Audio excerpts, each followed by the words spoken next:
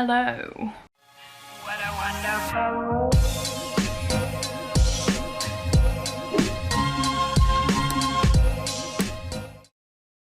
Welcome back to my channel. It has been a long time since I made a video. This is going to be a bit of a random one. I have a cup of tea, which is probably cold by now because my memory card was full. So I deleted stuff from the memory card and then put the memory card back in. And it was like, no, I'm still full. So we've had a bit of a to-do. Check out this mug though. How cool is that? One of my students got it for me for Christmas. It's like lukewarm tea. So today I'm going to be talking about, I don't really know how to put this, like I not really know what I'm doing with my life. So I am 30, which like I personally see as like being quite old. I realise in the grand scheme of things, hopefully in my life, that is not old. However, you know the Friends episode where they all turn 30 and they like have a crisis about it? Why, God, why? We had a deal, let the others grow old, not me. Like that's real. So I'm going to be talking about being 30, still not really knowing what I'm doing completely with my life. So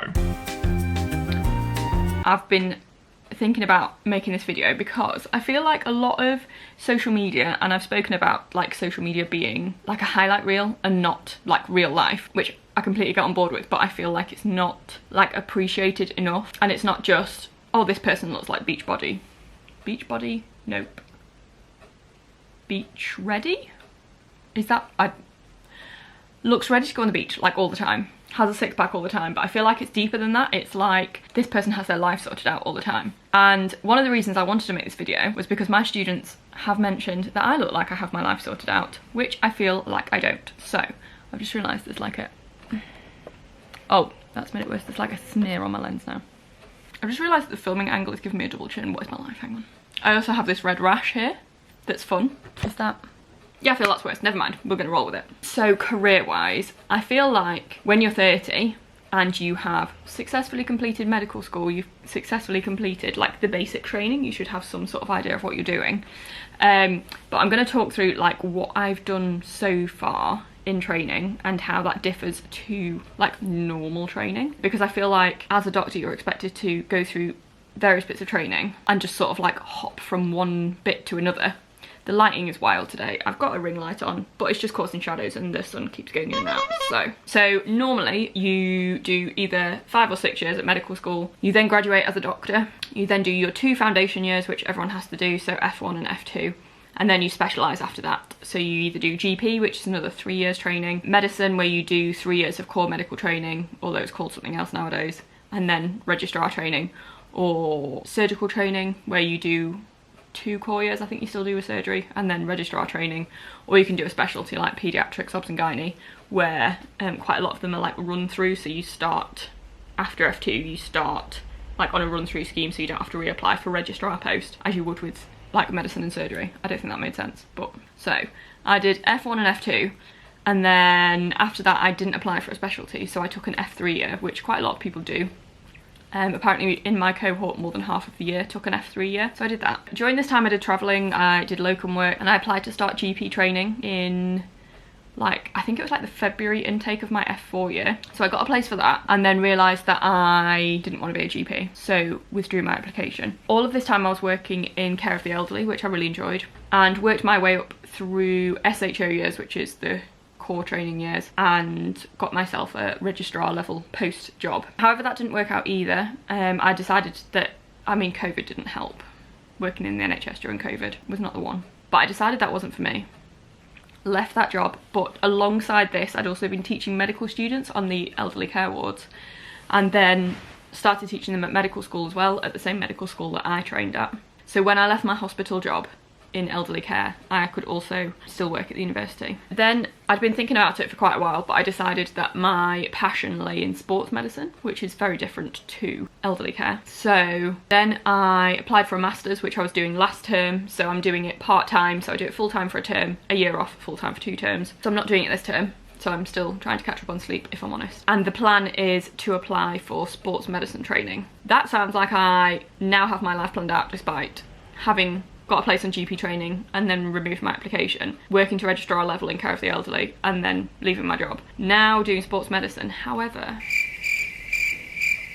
it's a really hard specialty to get into. There's only 8 training numbers a year, which is like few. And I have to do 3 like quite big exams to be able to even apply for it, which, to be honest, I should have done earlier, but just haven't, if I'm honest.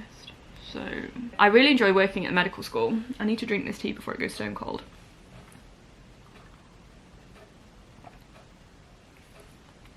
But to keep working at the medical school, I need to be practicing clinically as a doctor. I had considered retraining as a physio because that would, as a master's, is only 2 years and then you go straight into physio work, whereas the sports medicine training is like 5 years, and that's full-time as well, and I'd be doing it part-time because I still want to teach. But you need to be a doctor to work at medical school, which is fine.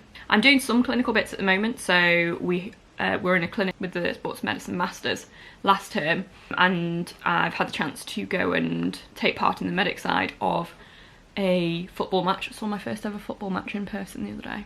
The pitch was a lot smaller than I was expecting, but it was good. It was good. It was chilly, but it was good. So I'm still working clinically at the moment, but not like in a normal job type thing. So yeah, that's job stuff. So like people who graduated the same time as me are now, I'm not entirely sure what's happening with my hair. I'm trying the curly girl method, which some of my students have helped me with, and it's definitely curly. Look at it, it's curly. But it's just, like, you know when you just want to feel your hair all the time, which then makes it not curly, so we're going to try and stop doing that. Where was I? Oh yeah, so people that I graduated with have like got like adult jobs now, like they're qualified GPs or they're like nearing consultant posts. I'm essentially an overqualified, I've decided I'm overqualified, SHO, which is like your first few years outside of medical school, even though I graduated 7.5 years ago. I do have a plan though, so I met up with one of my tutors from Leeds before we did the football match on Tuesday. Who's given me lots of pointers, which is really helpful. And I think basically I need to suck it up and do the exams that I keep putting off because they're really hard, but they're just going to get harder the longer that I put them off. So there's that.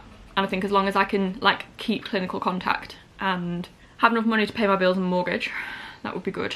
And I'm definitely happier than than working in a job that I didn't want to do. So that's that. Life-wise, I'm 30. A lot of my friends are married, a lot of my friends have kids. And I feel like that's the expected thing for just, well, everyone. It's expected that you find a partner. It's expected that you get married. It's expected that you have children. And I feel like you're felt to be abnormal if you don't want those things. I want to make a video in itself about this, but I don't know how to word it well. So we're going to put a little snippet in here instead. But like when my friends say, and it comes from the best place, we need to find you a man. I'm like, why though? I feel like I get that it's usually because they're in a relationship, they're really happy and they want their friends to be happy, which I can get on board with. It is a lovely thing to do. Why do I need to be found a man though? It gives off this like idea that without a man, I'm like not complete. And I'm not against the idea of being in a relationship. And if I felt it was the right person and right time, then it would definitely be something that, you know, I could consider. But I don't feel this need to be in a relationship. I don't feel the need to have children.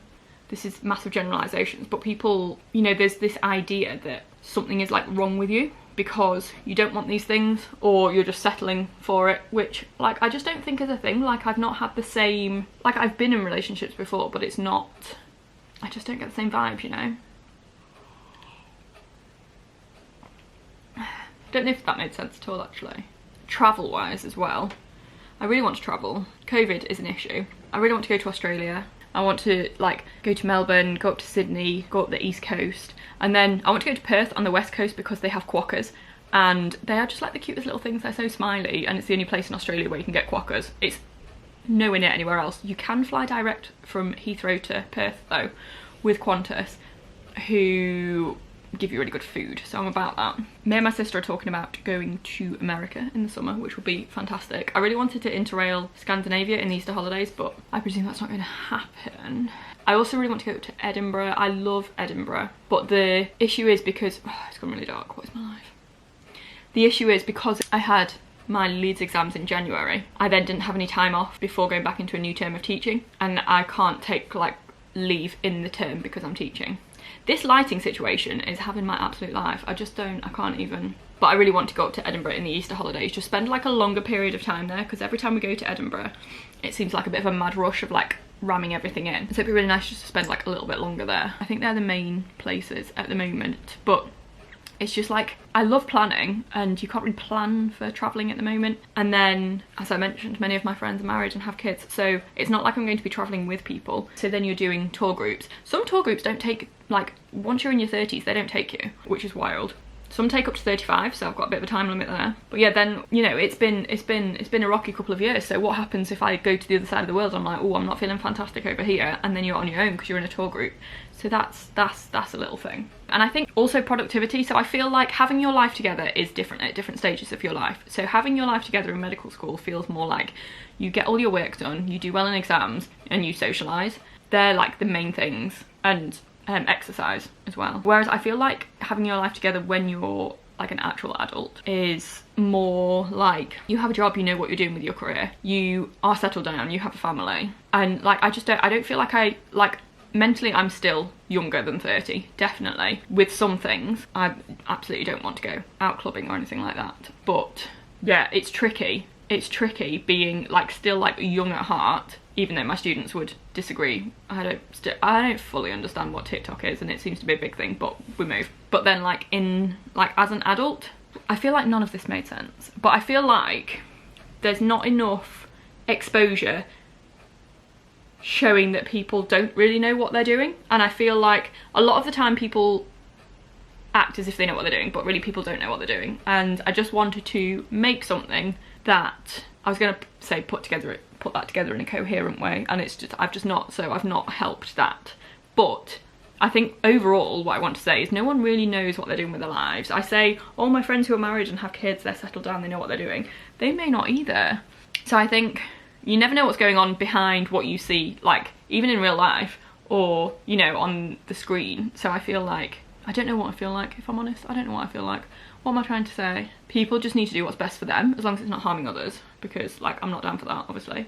But also accept that like the norms isn't normal for everyone. Oh, you're this age, why haven't you done this? Well, I just don't want to. It's not something that interests me, or I haven't quite got there yet. I feel like that should be more normalised. Anyway, it's now saying I've been talking for 17 minutes. I've just realised like how just like the lighting is awful.